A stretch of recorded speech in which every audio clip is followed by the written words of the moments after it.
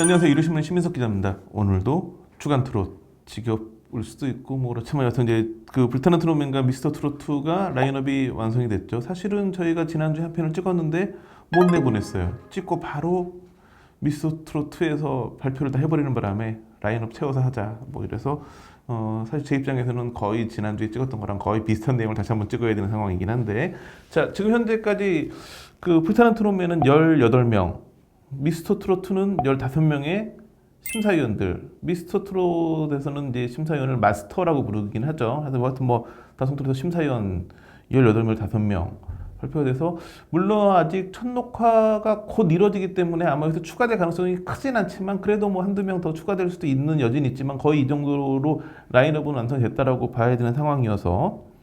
근데 보면 참 9월 달부터 이 참가자를 모집하면서 계속 한 명, 두 명 내지는 이렇게 한 그룹씩 심사위원들 발표를 했는데, 이런 과정부터도 약간 두 프로그램의 신경전이 되게 뚜렷했어요. 처음 포문을 연 건 미스터 트롯이었어요. 9월 21일 날 김성주, 장윤정, 붐, 장민호 그러니까 김성주를 며칠 더 빨리 발표하긴 했지만 여하튼 우선적으로 김성주, 장윤정, 붐 이런 이제 기존 멤버들, 핵심 멤버들에 대한 출연 확정을 발표하고 거기에 장민호가 가세를 했죠. 장민호가 가세하면서 이제 미스터 트롯 탑 7 중에서 유일하게 한 명이 이제 추가됐죠. 이 상황은 아무래도 김성주를 빨리 잡아야 되는 미스터 트로트에 좀 절박함이 있었고, 그 당시에 또 비슷한 시점에 붐과 장민호가 이제 서희진 군단의 MBN 프로그램에 출연하면서 역시 빨리 잡아야겠다라는 뭔가 약간 더 발등에 급한 불이 떨어졌던 건 TV조선이었던 것 같아요. 그래서 먼저 이렇게 확보해놓고 그 다음에 진성, 김연자가 또 추가가 됐죠. 이렇게 뭐 벌써 미스터 트로트는 MC도 정하고 그 마스터 군단에 뼈대가 될 만한 사람들을 발표했는데, 그때만 해도 불타는 트롯맨은 아무런 발표가 없었어요. 그러다가 한 달 정도 지난 10월 17일 날 불타는 트롯맨이 이제 대대적인 심사위원들 발표를 하기 시작하죠. 먼저 남진, 서른도, 주현미, 조항조, 김용임 이런 레전드 대표단 라인업을 발표했고, 동시에 윤일상, 윤명선 프로듀서 대표단 라인업, 그 다음에 이틀 뒤인 19일 날에는 이석훈, 김준수, 신유, 박현빈, 이지혜 등 젊은 피 대표단 라인업을 발표했어요. 그리고 또 이틀 뒤인 21일에는 심수봉의 출연을 발표했죠.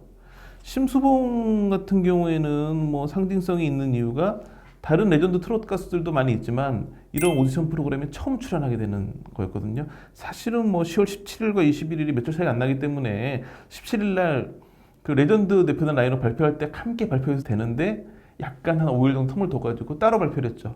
보면 17일, 19일, 21일 나눠서 발표한 이유가 뭘까요?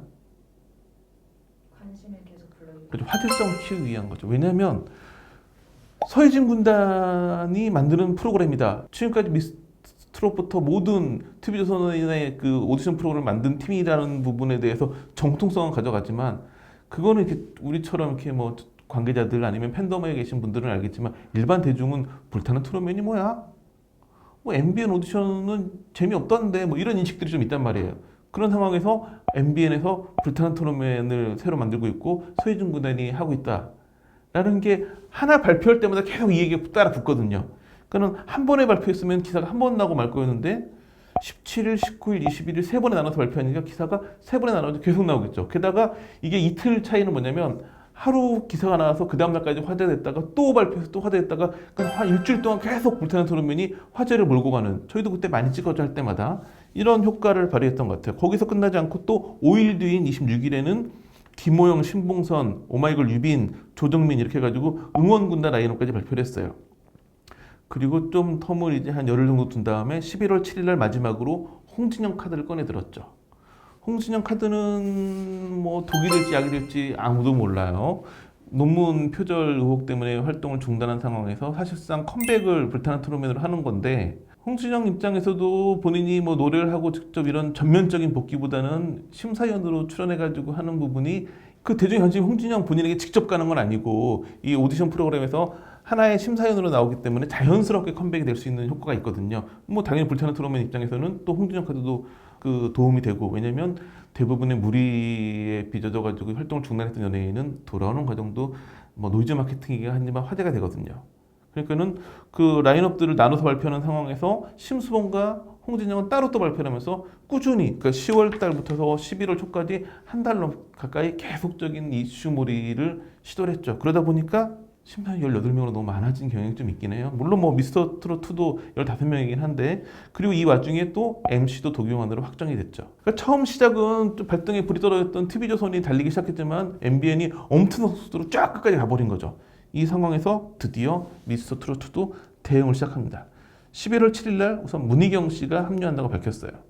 문희경 씨는 많은 분들이 뭐 사모님 역할로 유명한 뭐 개성 있는 조연 배우로 알고 있지만 사실은 1987년 MBC 강변가요제 대상 출신이거든요. 애매한 게 이당 87년이면 강변가요제 대상이면 그냥 톱스타였어요. 뭐 그쯤에 강변가요제 대상 출신이 뭐 이상은 씨, 이선희 씨 뭐 이런 분들이 있었으니까. 근데 유독 잘 안 풀린 이 당시 대상들 중에 이렇게 안 풀릴 케이스가 있나 싶을 정도 잘 안 풀린 케이스였어요. 이때 함께 출연해가지고 대상을 문희경 씨가 받았는데 동상이 누구였는지 아세요? T3스예요. T3스 알아요? 그러니까 그 당시 T3스의 매일매일 기다리는 굉장히 히트를 쳤고 매일매일 기다리는 지금도 뭐 오디션 프로그램 같은 데서 후배들이 많이 불러가지고 화제가 되고 음악대장도 제 기억에 한번 그 복면가왕 불러가지고 화제됐던 걸로 기억을 하는데 굉장히 명곡이죠. 그러니까 대상은 오히려 별로 크게 활동을 못하고 동상이 크게 히트를 쳤던 그리고 그 당시 사정을 들어보니까 당연히 대상을 받으면 음반을 만들어요. 문희경 씨도 음반을 만들었는데 이게 뭐 좀 사정이 있어가지고 음반이 발매가 안 됐어요. 그러면서 당연히 톱스타 최고의 가수가 될 수 있었던 문희경 씨는 가수가 못 되고 그 다음에 어떻게 하다 이제 연기자로 변신해가지고 중년 배우로 성공을 했죠. 그래서 문희경 씨는 그 다음에 결국은 앨범도 냈어요.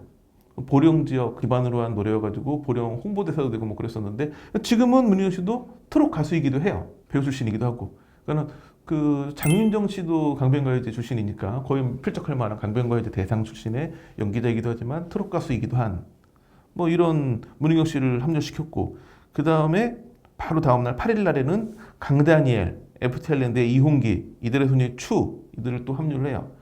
뭐 강다니엘은 아이돌 멤버는 아니지만 여하튼 다 K-팝 가수로 분류할 만한 그런 아이돌 쪽의 그런 가수 3명을 연대어 발표를 했고 그 다음에 11일 날에는 드디어 가장 중요했던 작곡가가 합류를 해요. 알고 보니 혼수 상태라고 그 김경모 씨하고 김지환 씨가 팀을 이루고 있는 작곡자 그룹이라고 할 수 있겠죠.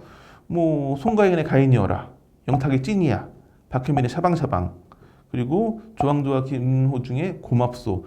최근 트롯에서 굉장히 히트곡을 많이 만들어낸 작곡가들이에요. 이들이 협력해가지고 조용수 작곡가의 빈자리를 메꾸는 게 발표가 됐고 그 다음에 이현우, 그 다음에 미스터 트롯2에서 선을 상 받았던 홍지윤, 그리고 요즘에 이제 그 잘 나가는 코미디언 이은지하고 김혜준 씨가 합류를 했어요.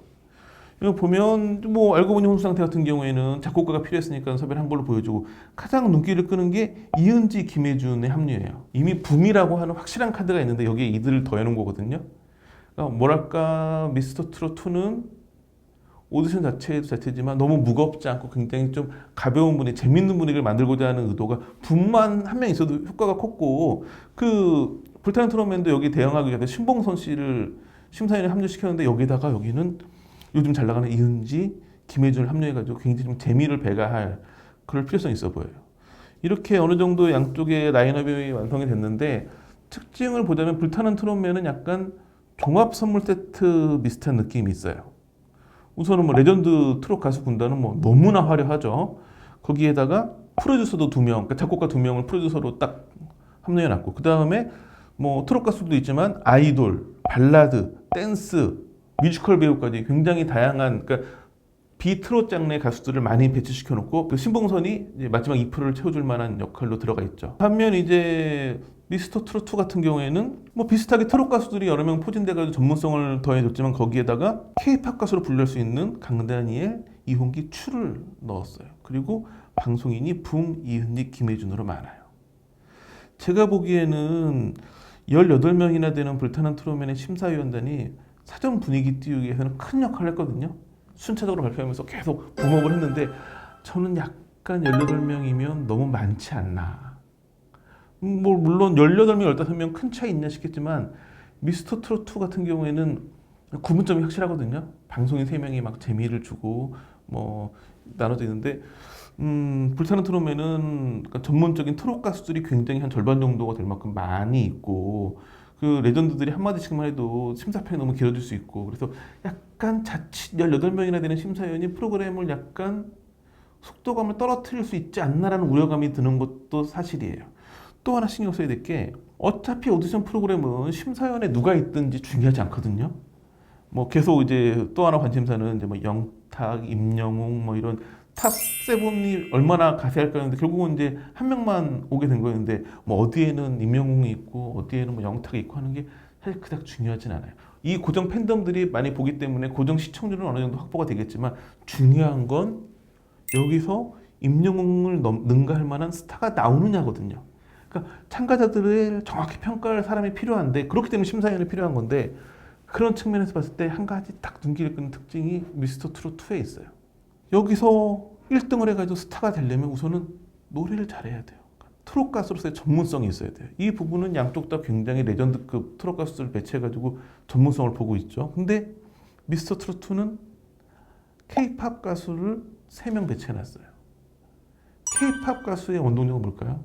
요즘 트롯 원동력도 그렇고 팬덤의 뒷받침이 되어야지만 인기를 얻을 수 있거든요.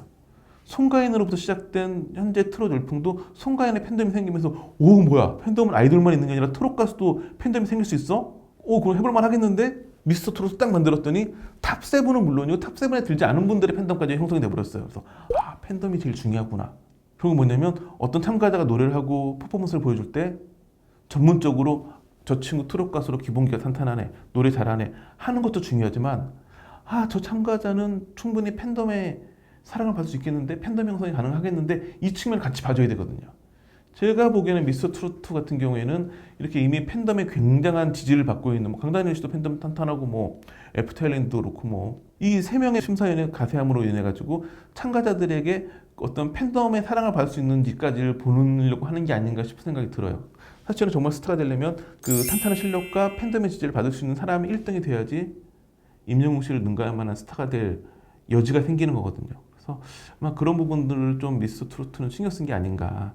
사실 지금까지 보면 그 서혜진 군단이 TV조선에 있을 때 형식이 지금의 미스터 트롯 약간 비슷해요. 그러니까 너무 레전드나 트롯 가수들만 있는 게 아니라 다양한 심사위원을 배치하려고 했던 거였는데 불타는 토너맨도 보면 그런 부분을 신경 썼어요. 절반 정도는 굉장히 다양한 사람들을 채웠는데 그 탄탄한 레전드 군단도 굉장히 많이 넣었죠. 이거는 이제 사실은 그 TV조선 오디션과 맞서던 다른 모든 지상파나 다른 종편의 오디션 프로그램들이 했던 방식이거든요. MBN도 그렇게 많이 했었고, 그러니까 약간 기존의 MBN 방식에다가 서희준 군단의 방식을 더해놓은 게 불타는 트롯맨의 지금 심사위원 구성인데 아마 이번에는 서희준 군단이 본래 의도대로 하고 싶어도 붐업이 필요했기 때문에 약간 이렇게 된 것 같아서 이게 과연 그 실제 방송에서 효과를 발휘할지는 좀 봐야 될 것 같은데 여하튼 그 서희준 군단은 기존의 어떤 다른 종편의 색깔에 본인의 색깔을 더해놓은 거고 오히려 미스터 트롯2는 서희준 군단의 색깔이기도 했지만 본인들 원래 그 TV조선 오디션 프로그램 마스터 군단의 그런 성격을 그대로 이어가면서 약간 팬덤에 더 강점을 둔 이런 라인업이 아닐까 싶어 보여서 지금 이제 사전의 모든 준비는 여기까지는 이제 우리가 할 수 있는 예상이고 이게 과연 어떤 참가자들을 만나가지고 어떻게 시너지를 발휘할지는 이제 지켜봐야겠죠. 곧 이제 12일부터는 방송 시작되면 아마 매번 이제 그때부터는 불타는 소노맨이 첫 회를 방송하면 그에 대한 내용 분석, 그 다음에 미스터 트로트 회별로 아마 분석하는 방송을 해야 될 거예요. 왜냐하면 우리가 해야 할 일은 딱 하나거든요. 이 방송을 보는 분들에게 약간 그 증권 프로그램처럼 찍어드려야 돼요. 저 참가자 찍어서 응원하시면 잘 될 것 같네요.